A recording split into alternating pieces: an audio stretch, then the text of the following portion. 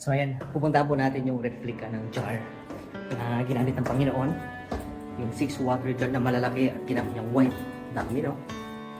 So, ayan mga kapatid.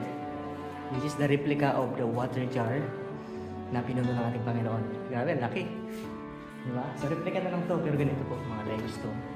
Ayan. At syempre, this is the traditional site kung saan nangyari yung wedding dito po sa Cana, kung saan nag-miracle yung Panginoon. Imagine mga kapatid.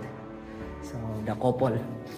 Siyempre, isang reason paano sila naka-experience ng miracle mga kapatid. Una, they invite Jesus. So, invite mo rin si Jesus sa buhay mo. If you want miracle. Diba? Kasi kung hindi nila invite si Jesus, you cannot do miracle.